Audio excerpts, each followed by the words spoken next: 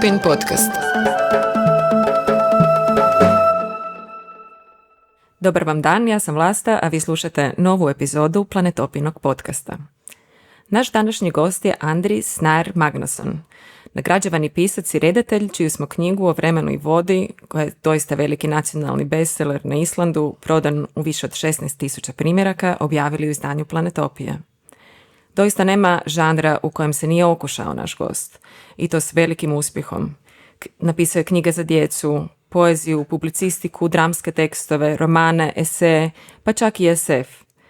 Redatelj je nekoliko dokumentarnih filmova, aktivist, neprestano radi na nekoliko projekata, pa se tako čak i kandidirao za predsjednika Islanda 2016. godine.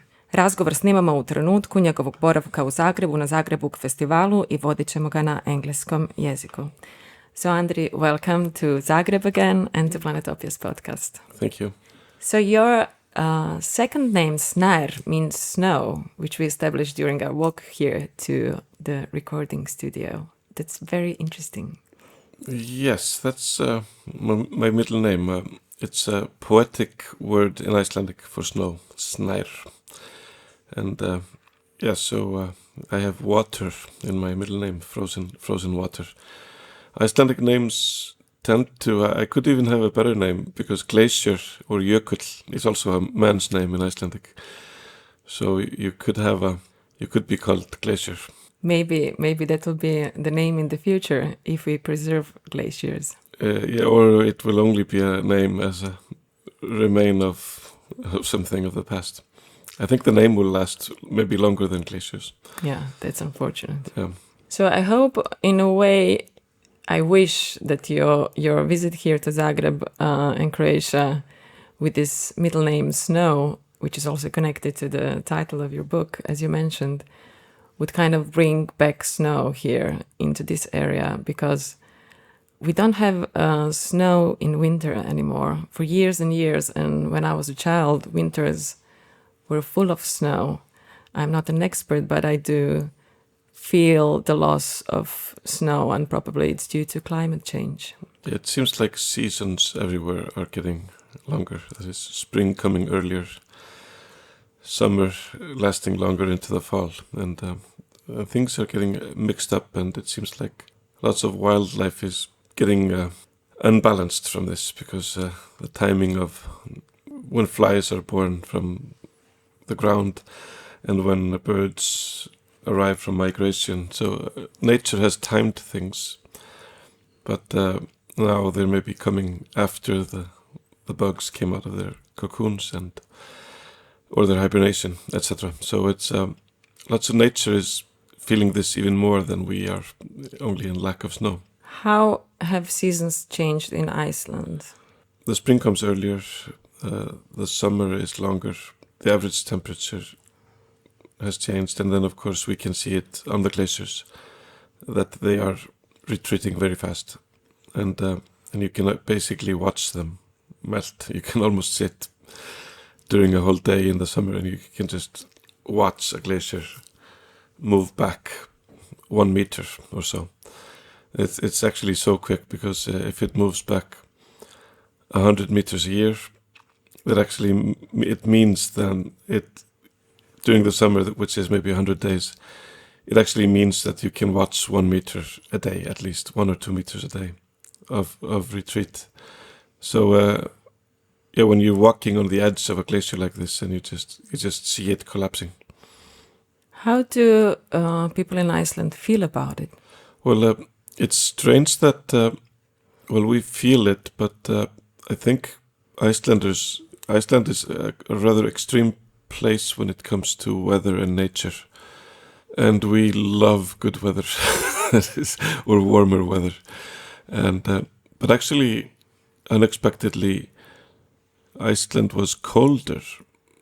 That is at least in Reykjavik, because there's this strange blue blob of I think it's meltwater from Greenland that is in the North Atlantic that creates a bit colder climate for us. But Icelanders are used to, our history is very much understood in change of climate, actually. because we are so vulnerable when it comes to weather. So we had the little ice age. We had a very warm climate when Iceland was discovered, around 900.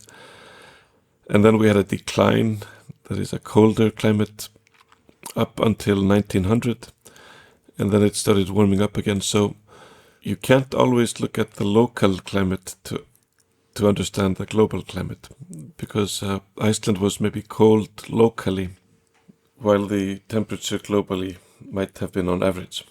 So Icelanders actually, climate change or change in climate is directly woven with the history of Iceland. And there are memories of the glaciers being smaller when Iceland was found. So the debate first, when we were trying to understand climate change, people were referring to 800 and 900, where the glaciers were then, and kind of saying nature is just going back to normal. While you need more scientific global observations to tell us that at that time maybe the glaciers in Iceland were small, while the glaciers in the Himalayas were maybe bigger, so the glaciers have always been moving all around the planet, in one place retreating, in another place growing, and then of course we have ice ages and all these extreme changes, but we need science and collective data to tell us how they are all collapsing simultaneously now, so at the same rate, in the same places. No, in every single place, in Himalayas, in the South America, in Africa, everywhere the glaciers are leaving, and we are just understanding now that glaciers are actually good for us. That this ice that is kept in glaciers, we want it to be there, because we don't want to have to rebuild our harbors or retreat from the coastline because of erosion, or find new homes for the people of Bangladesh. And we're seeing how everything is connected, and this imbalance that we're creating will then eventually imbalance humanity and can cause wars and lots of destruction. And of course you can't foresee exactly where it will happen or how it will play out. Or maybe we will magically be so super intelligent as humans that we will solve all these problems without racism or tribalism or all these isms that we have managed to fail with. But it's putting extra pressure on every single source of food, source of energy,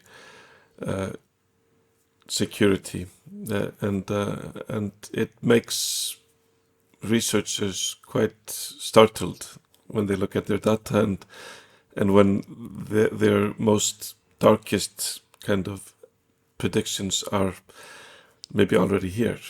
So how did you decide to write this book? So this book has been in the making for many years. I made a book many years ago called Dreamland, which was about my main background is still has been in poetry, surrealism or fantasy or children's books, sci-fi, but I've always been interested in this genre of non-fiction. And I wrote a book called Dreamland in 2008, where I kind of was addressing the energy policy of Iceland, where most of the big rivers and valleys in the highlands of Iceland were to be flooded and drowned for aluminum smelters, like really beautiful areas. And these issues made me quite anxious, and I felt like, why should I write just a normal novel while maybe the most precious things that exist in Iceland are being destroyed?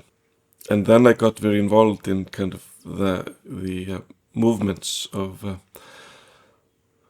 nature and activism, and I got to know lots of biologists and glaciologists, and many of these biologists, they were telling me kind of their stories. That is because I felt they were marginalized actually in the debate on the highlands.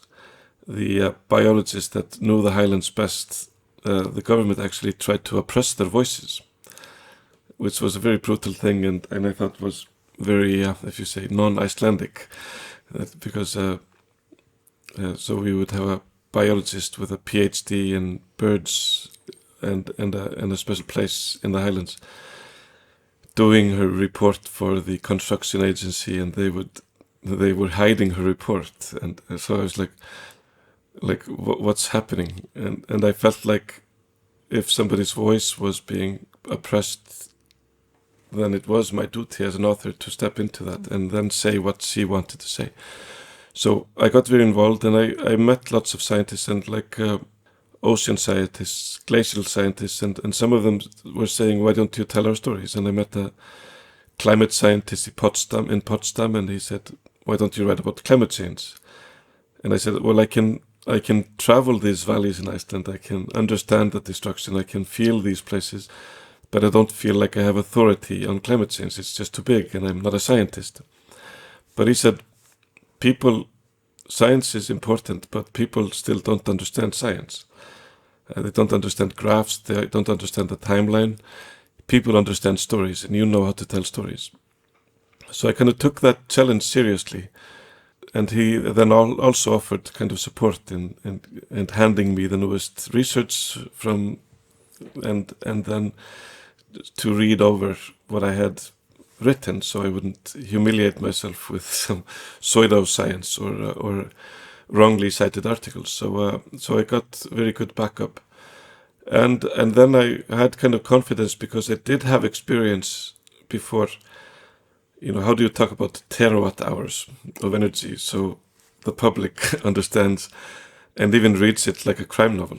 That is, how do you take very boring issues and bring them to the public? And because we're in this impossible situation as a democracy, that we have to understand very boring issues, but we're very prone to entertainment, and in this strange dilemma, you have to entertain people to finish a book, to dive into an issue, to take the effort of, but also, of course, the world is so big and people have plenty on their hands in their daily lives. So I start writing about this issue, and I start to think about how is it related to myself, and I start gathering information about my grandparents' glacial journeys, because they were glacial explorers in the 50s, when the glaciers seemed to be eternal. But now the glaciers, so they had collected data. It's actually 66 years yesterday since they went on their first kind of honeymoon expedition. 3 weeks on the glacier. And then they did not, of course, expect that in their lifetime, nature would change so fast that their data would come to the understanding of how they would collapse and then vanish, these same glaciers. And we're talking about ice that is not like spring snow. We're talking about ice that might be as thick as 4 Empire State Buildings, spread over an area of 8,000 square kilometers. It's like the mass is colossal. So it's almost unfathomable how such a body of ice can actually vanish. So if only the glaciers of Iceland vanish, then they will add about 1 centimeter to the surface of the world oceans.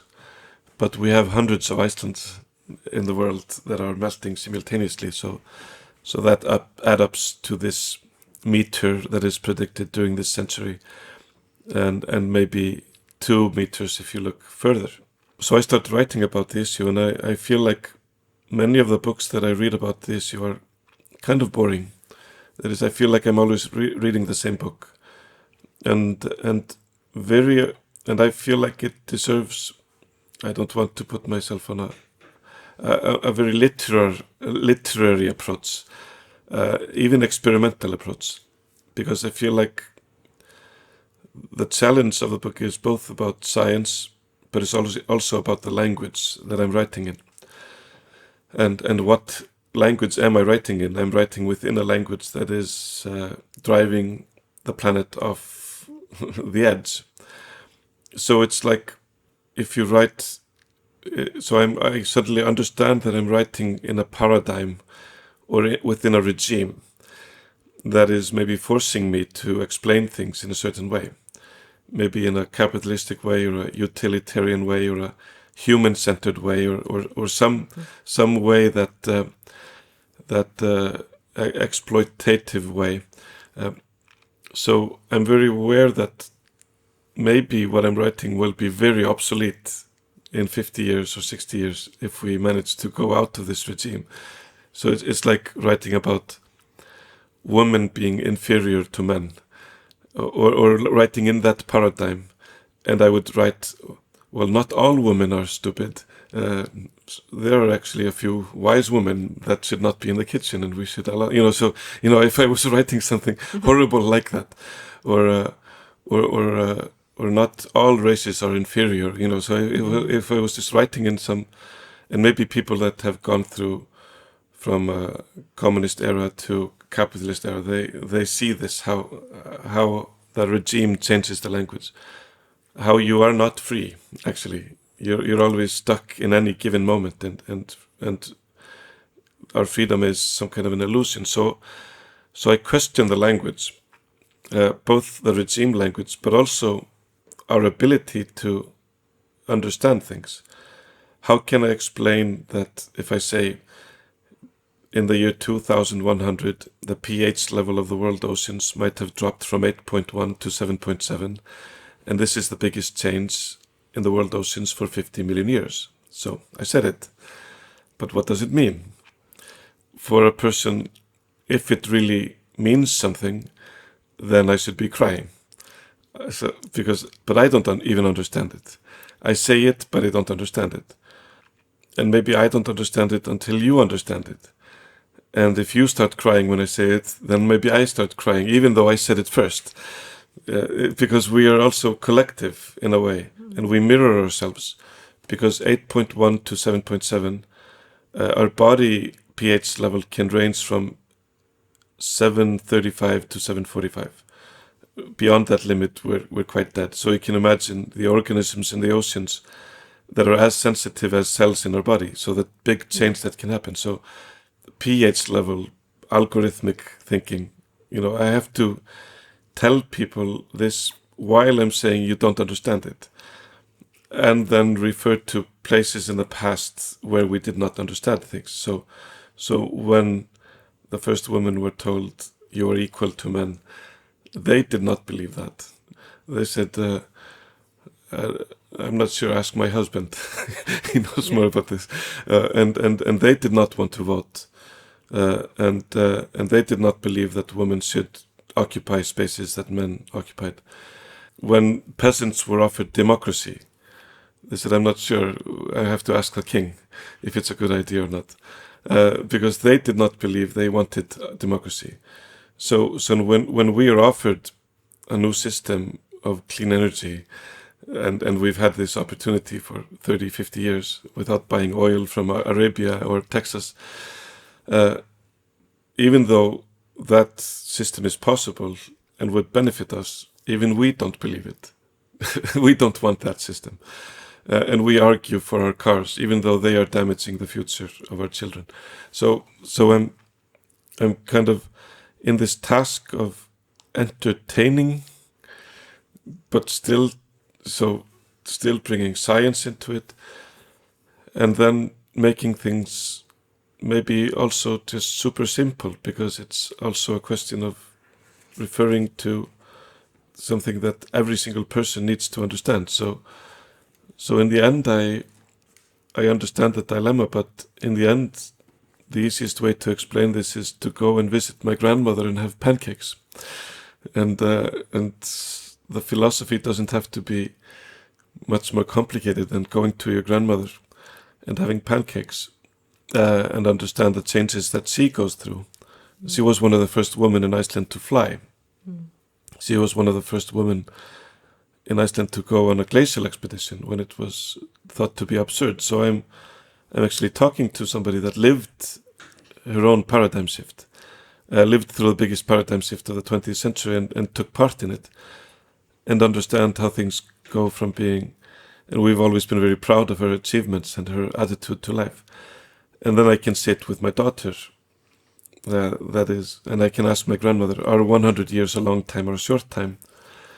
So I can kind of connect to 2100 by connecting to my grandmother, that is as far in the past as 2100 is in the future.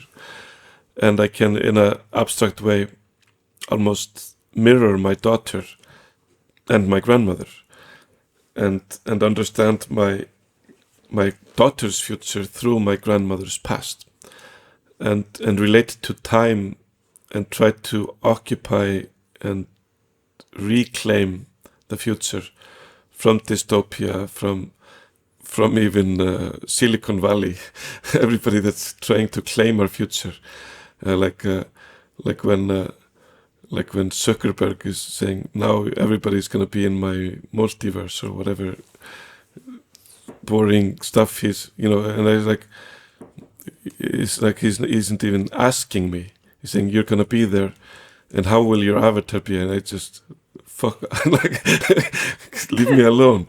I don't want to be in your multiverse. I want to belong to this planet.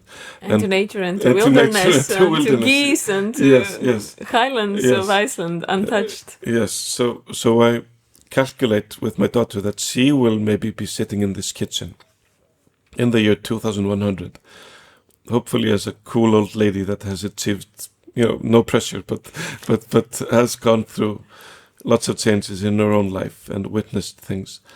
And she will have a 14-year-old grandchild eating pancakes with her.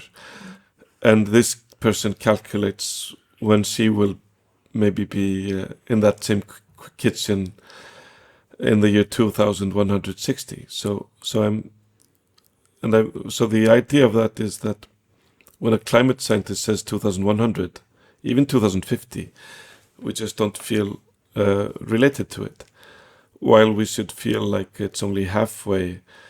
It's not even to the end of our own lives, but 2100 is maybe even only halfway within the intimate continuity that we have already started by having kids and all these things, and we're very stuck in a regime that I think if every single person could organize things, he would organize them in benefit for his offspring or future generations. But collectively, we're not doing that. We're not doing that. Yeah. And I think that's I actually think it's a rare thing for humans, because I think most generations, if you look at history, they did not have the knowledge of climate change. And I think they were sincerely, when they were engineering and growing fields and cutting down forests to grow corn or whatever, or I think they were sincerely believing they were benefiting the lives of themselves, their families, and the future generations when they were building a bridge or a school or infrastructure.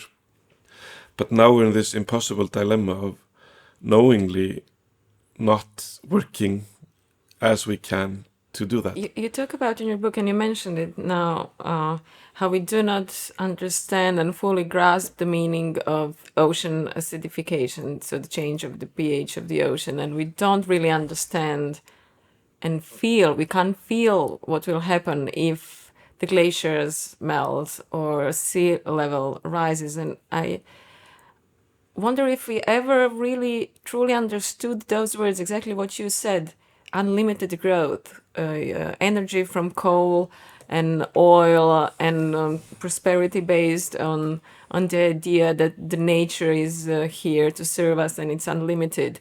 And even words like single use, objects for single use, like even that we did not understand fully. What will happen? Yes, and I don't have to go very far back, just to my grandfather, where every single thing was used, every single thing was eaten, every single thing was reused.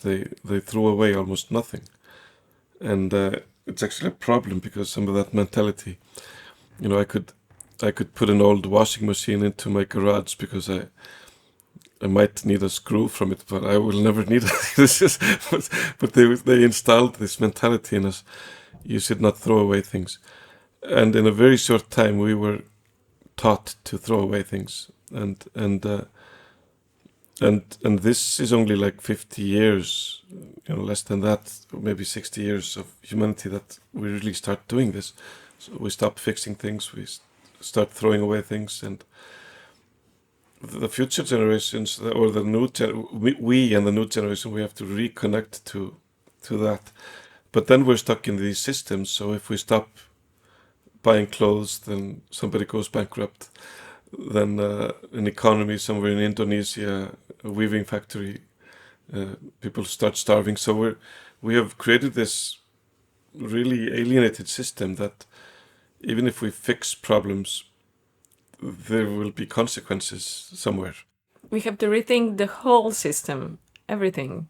Yeah, the whole system is totally out of balance because, in Iceland, it's just like we see when people stop consuming too much, then the economy goes down. If you go into become a fashion designer, then you want to make a new item every year for your consumers, and you want them to throw it away. We have these incentives in the system to abuse actually material and scarce resources that we have. So we're so tangled up in this system that it's almost nobody can pretend to be not a part of it, and that makes this change even more difficult. How can we? Because in the past they believed the machines would make us richer. That is, we would have more spare time. We would have, we would just have a washing machine, and so we would do something else for those 2 or 3 hours a day, and then we would have a stove, and we would do something else, then cutting the wood, and then we would have a harvesting machine, so we would do something else with the time, so we would only need to work like 4 hours a week or something. Mm-hmm. But then we have managed to stuff all our time, and it seems like if we don't have our time occupied, then we start just in some kind of a downward spiral of decline, and because it's like we don't know what to do with ourselves if somebody does not occupy our time. We are very complex beings. Very difficult to satisfy all our needs. So that's the good thing about how to fix climate change is the issue is so big that there is actually very little free time because there are so many things that we have to fix. So it will occupy the time of a whole generation and the rest of our working lives to unravel this. There is this letter to the future you wrote for the first glacier in Iceland, the OK glacier that has lost its status. I would like to read it in Croatian, how it goes, but I would like to read it in Croatian because it just translates different in our language. And so it goes like this. Pismo budućnosti. Ok je prvi islandski glečer koji je izgubio status glečera. Možemo očekivati da će se to u sljedećih 200 godina dogoditi i sa ostalim velikim glečerima. Ovaj spomenik nas podsjeća na to što se dogodilo i što treba biti učinjeno. Samo ćete vi znati jesmo li uspjeli. How did your grandparents feel about that? Feel about the loss of glaciers? You mentioned they were explorers, they had their honeymoon on the glaciers. How did they understand and feel the climate change? Well, they were worried, of course, but it didn't really occupy their mind so much. They were actually very diversified in their love, because as much as they loved glaciers, they loved flowers as much, and they were actually seeing their garden become more beautiful every single year. So flowers that they had never managed to make blossom, they were suddenly blossoming. So it's this kind of one thing is going down, another thing is going up. You lose some, you win some. Yes. So maybe they were lucky in their risk management of the things they loved. But my grandmother would always say, and I think also when you have become like 98, I don't think you're updating so much as much as you do when you're 20 or 30. So they, I'm not sure if they were in good shape. They were intelligent and wise, but they were not activists in a way. I think they were just kind of a generation that has seen many things. They've gone through the Second World War. So I think they were just more stoic. They were just, okay, this is happening. And your children? You have 4 children? I have 4 children, yeah. And I even though I'm very occupied with this, I actually found out that I was causing them... I was conflicted of how much anxiety I should... or how do you talk about this with your children? And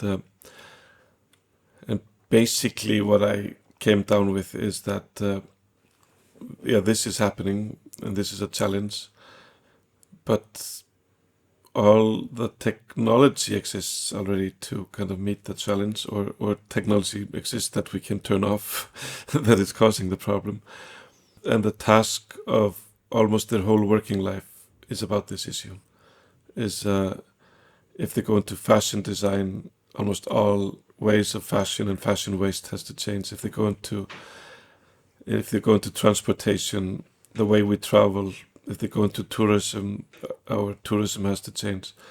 If they go into food production, everything has to change. So in best case scenario, when a whole generation starts moving in the right direction, then you can see lots of rewarding results of positive change and meaningful jobs, actually, because everything is at stake. Basically, maybe it's not good to frame such a serious issue as meaningful, but still we tend to want meaning and urgency, and we tend to thrive quite well within meaning and urgency, and it tends to show the best in people. So actually, if we just had linear status quo of more Kmarts and Walmarts and more consumption, maybe they would end up having no meaning in their life if it was not challenged by something like this. So just the fact of being a generation that needs to untangle and change so much and rethink almost everything, that is a stimulating time, actually. And I told them, if you just align yourself against the data, against the science, and you choose your path according to that, then you will never have you'll have a very busy life, and lots of big things to do. So, and when you're doing that, I think, at least for myself, when I'm writing this book, of course, the grief in the book was actually kind of double, because so when I start writing it, I have 2 grandmothers and actually 3 grandfathers. So I have 2 grandmothers and 3 grandfathers when I start writing the book. And then I'm losing them all while I'm writing the book. So I was like sitting sometimes like literally crying when I was writing some chapters. So there was lots of love and grief when I was writing the book. And so finally my grandmother died in March. My last grandmother. So finally I have no grandmothers left. But so kind of that generation going while mirroring the glaciers going, but it's not still a sad book. It is. But I hope there is heart in it, and so I have lots of stories, and so I weave that data into stories about stories that my grandparents were telling me, and using those stories kind of to warp into the future. The sister of one of your grandfathers was nanny in the Tolkien family, and she sang to Tolkien children Icelandic poetry and songs, and one is about the hidden ring, so readers will read about that, about your interview with Dalai Lama, about Nordic mythology, about how the similarity between Nordic mythology and the holy cows in India, in Buddhism and Hinduism. So many very interesting stories, and then they're all about time and water and what we learned from it. Yes, and thank you. But yes, so the book is also kind of a tribute to randomness, or and coincidences and synchronicity. So I get this opportunity to talk to the Dalai Lama, which is And I was thinking, okay, I'm writing a story with my grandmother. How can I fit the Dalai Lama into it? And I go into Nordic mythology, and I find this kind of comparison with the origin of life in Nordic mythology and the role of glaciers in the Himalayas, because glaciers are actually a source of life for 1 billion people in the Himalayan region, and the holy cow in Hindu mythology. And so I allow myself to surprise the reader. I think they don't really know where I'm taking them. So it's and I think that is one of the. It's a very non-linear book, but it still serves as an arch. So sometimes you need a break, and I take you for a little ride into Tolkien's house, and with my grandfather's sister. But then that links back to the story, and so the book is also kind of a tribute to storytelling in general, and the role of storytelling, and how we've always told stories and used mythology to explain the world. And now, but then that maybe mythology was the current science, that is, their current understanding of the world was woven into that. But now we know we have different science telling us about the times that we're living in, and how can you make mythology about that? And mythology is a way to scale up language. Mm-hmm. How can I say something is huge, or huge, or very, very huge? I can do that with mythology. It's an ancient way of scaling up language and making things important. Do you feel, after writing this book, and it's translated in over 30 languages or even more, 40, so worldwide, and it's been a huge success in Iceland, and you get interviewed a lot, and people, I guess, ask you things, what do you think about this, or government solutions, or technological or scientific solutions, or what's the role of individual? Do you feel ever kind of a pressure now to give people the answers or solutions, or to continue this topic and to stay engaged? Yeah, well, I've once, like when I did the other nature book, so I understand that when you get engaged with an issue like this, then you actually become a semi-specialist in the field, or at least you get you have maybe more. You get used. You know how to talk about it, and I remember the data, and you don't just publish a book like this and then just start writing another book, because of course you get very engaged, and there's some responsibility also of continuing. And when you take a torch with a certain issue, the torch tends to have super glue on it, and sometimes the torch burns down into your hand while it has super glue on it. But I feel like it's a cause that I feel like I think it's a privilege to be able to talk about something important and write in a language like Icelandic and speak simultaneously with people in Croatia about something important. So I'm not regretting the time that I'm using for it, even though I might have written one novel since the book came out instead of doing interviews. But of course, there is a pressure, like what is the solution?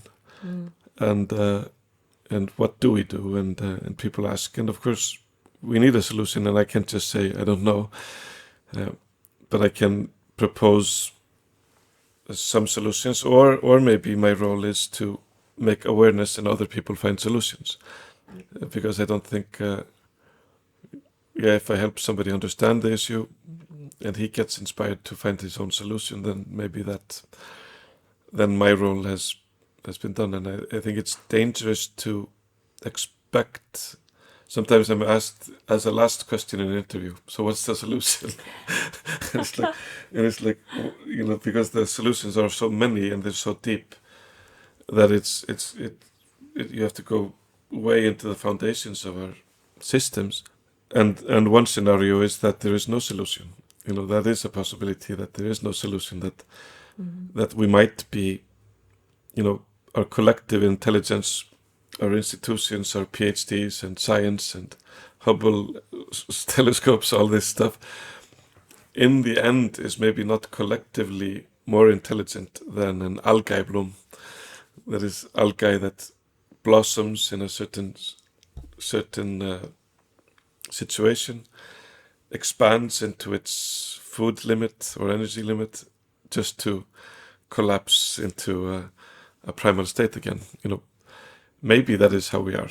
Maybe we're just like, just like rabbits or ptarmigans, or just like a species that expands, and then we just. But no other species destroys their habitat.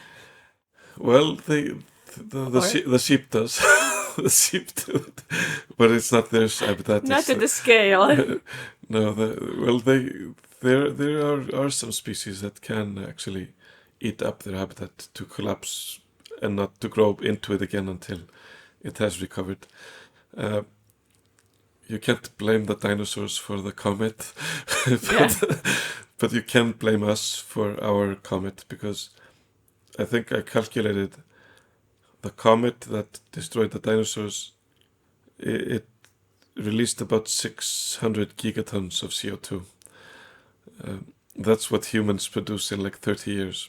No, like in even less. Only in like. It depends if you look at 30. Yeah, if 30 gigatons is in 20 years, then we reach that. If we think about 50 gigatons, which is also used, then only 15 years. Even 50 gigatons is hard to comprehend. It's like, what is that? Yeah, so that's what I'm also challenged in the book is, how do you understand 100 million barrels of oil? Yeah.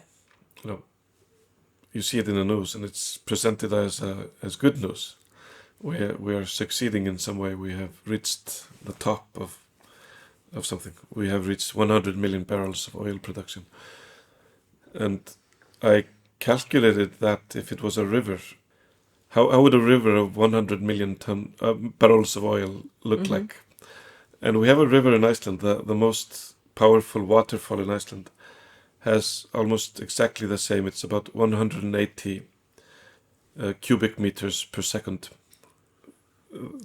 And if you look at if you stand by that waterfall, and if you think of it as oil rushing forth endlessly, day after day, decade after decade, I think you would have to be super optimistic to be still a climate denier.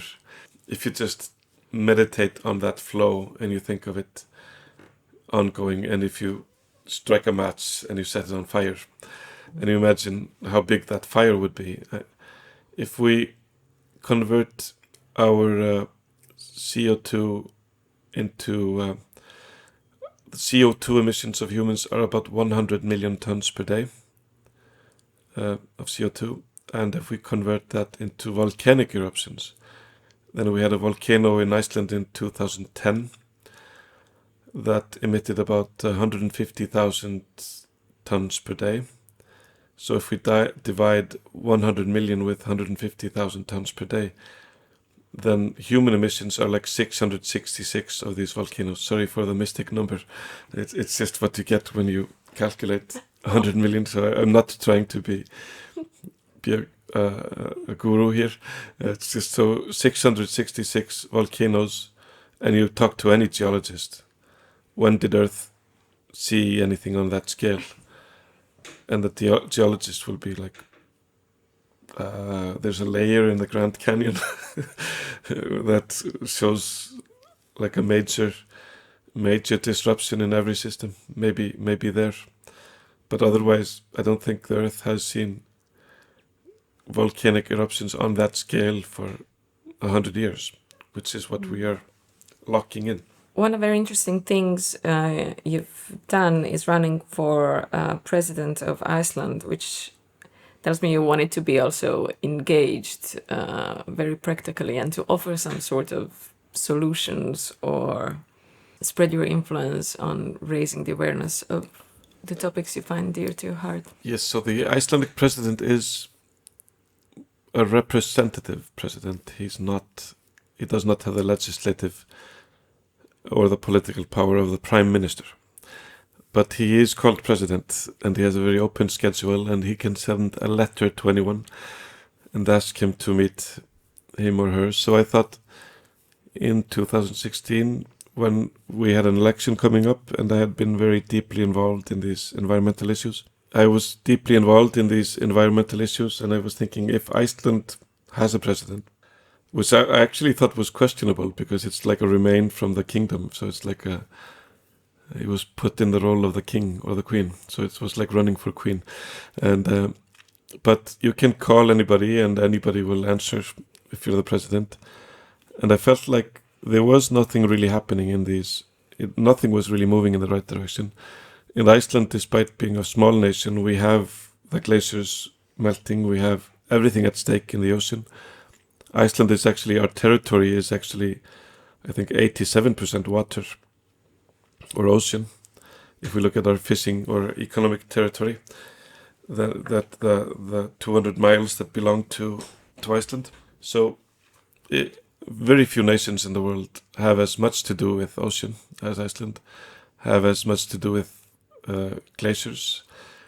And I thought, okay, I don't really want to be a super public figure, but I have all of this information, and we asked for being a democracy, and that means that every individual should take it seriously that we are a democracy, and every individual should look at it or normalize that maybe they should run someday in their life for some responsibility. So I said yes, and it was very difficult.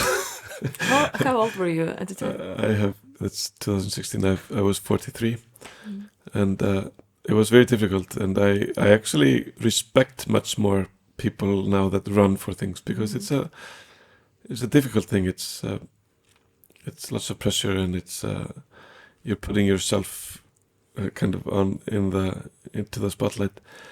But I had all this scientific information, and I thought, okay, I can connect scientists and media people and public international figures. I can take that to the world stage somewhere. I can use this presidency to accelerate the understanding. And then it was also a good opportunity to not write the book, because I was on time, and you were writing on time and water at the time. Time and water, and I could talk about it for an hour, but I had no idea of how to kind of finish it, because the book was about everything. How do I fit stories I've collected about my grandmother, glacial research, Dalai Lama, holy cows? And then somebody said, you just have to concentrate and make maybe 5 books. One book is the Dalai Lama interview, one is about glaciers, one is about your grandmother. But I was like, no, I think the world is so fragmented that I need the book to include strange things. Oppenheimer, Andy Warhol as well. Andy Warhol, Oppenheimer, Tolkien, the holy cows, Dalai Lama, grandmothers, crocodiles. So that's when somebody said, okay, now you can't go further. Now you have to concentrate. You can't widen this up more. And then I found out that the holy rivers of Asia, there are actually crocodiles living in them. And my uncle died in India from malaria, but he was one of the world's leading crocodile experts. So the holy waters from these frozen glaciers that could be the frozen cows of the Himalayas actually sustain life for crocodiles and humans and lots of species. And I said, I'm going to put a chapter about crocodiles into the book. And that was actually the key to kind of closing this very random arch. So crocodiles, Dalai Lama, holy cows, grandmothers, Oppenheimer. An ecological crisis. Yeah, and actually, often like the cover is chosen to be glaciers. Mm-hmm. You could also have put crocodiles on the cover, because the book there is a chapter about glaciers, but as much about crocodiles and other things. So there's this famous part of Greta Thunberg's speech where she said, "I don't need your hope. I want you to be afraid." And someone asked in a book of hope famous Jane Goodall, what does she think about Greta's words? And she said, the book is translated in Croatian as well, and she said something like, I can understand it. It's really our house is on fire. But we do need hope to start putting the fire out. So it's not a dilemma. Should we be angry or in fear or hopeful? It's everything. I think it's everything. I think if our house is on fire, and I would say like, Vlasta, I think we should go out now. and you would say, why should we go out? I'm not going to tell you, but I think we should go out. I think it would be really good to go out because it might be getting it too warm in here. And you'd be like, what do you mean too warm? I don't want to scare you because if I tell you the house is on fire, then you will be paralyzed and you will not get out of the house. You will just lose faith and you will just lie on the floor and you will burn in the house. No, it's not like that. If you know the house is on fire, you call the fire department, you run out, you try to save the things, and you get to safety. We have a terrible example. We have the war next door now, an invasion. It doesn't seem like it paralyzed people. Are people afraid? Yes, they're very afraid. They're terrified. Are they paralyzed? Actually, it seems like it's bringing the best out in that nation that is being attacked. And they're unified, they are meeting a single goal, they are sacrificing a lot, helping each other, and I don't see, of course people are terrified. Of course lots of people are in shock and maybe having mental problems, but that's just because it's happening. It's not like it would be better if you did not tell them they were under attack. So that's just the situation. So yes, probably lots of people will feel bad about this data, but I think the more we understand it, and that's why Greta says, I want you to be afraid, because if you're not afraid, then you don't know the house is on fire. Then you don't know you're under attack. Then you don't know that you have to collaborate, gather strength and do countermeasures to something that you should be afraid of. So hope and fear is not really contradicting each other. It's the opposite. If you don't know the house is on fire, then you just go and buy yourself a TV or something instead of a fire drill. And that's what we've been doing for 30 years.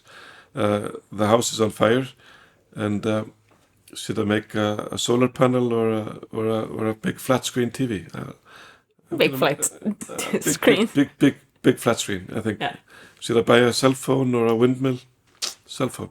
So we have been big car or a heat pump for our house to not buy gas from Russia. I'll buy a car.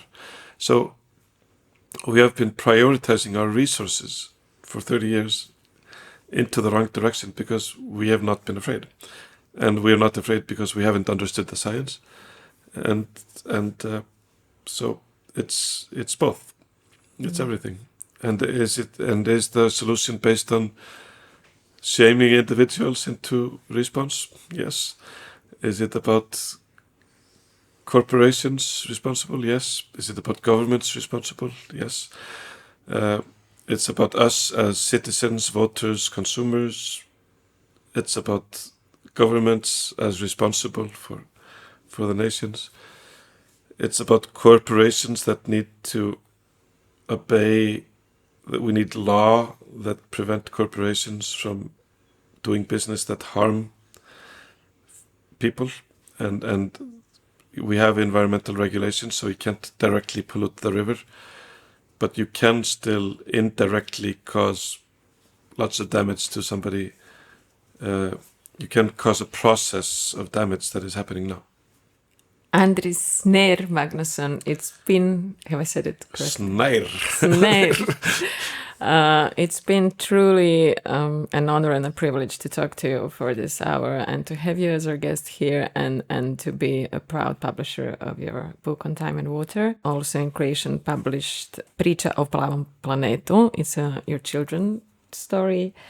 And really you made an amazingly beautiful book that will, I think, motivate and inspire many readers and many generations as long as this paper lasts. Thank you. So I would like just to finish in creation for all our listeners. Hvala svima koji ste slušali ovu epizodu Planetopijinog podcasta sa sjajnim islandskim autorom. Završila bih sa njegovim riječima iz knjige koji kaže ovako: ako je riječ o mojem životu, mojoj zemlji, mojim potomcima, nemam li obavezu razumjeti što se događa? Koje riječi mogu definirati svijet? Ako ste u potrazi za riječima koji definiraju svijet u kojem živimo, svakako preporučam ovu knjigu. Hvala vam puno i slušajte nas u novoj epizodi Planetopijinog podcasta.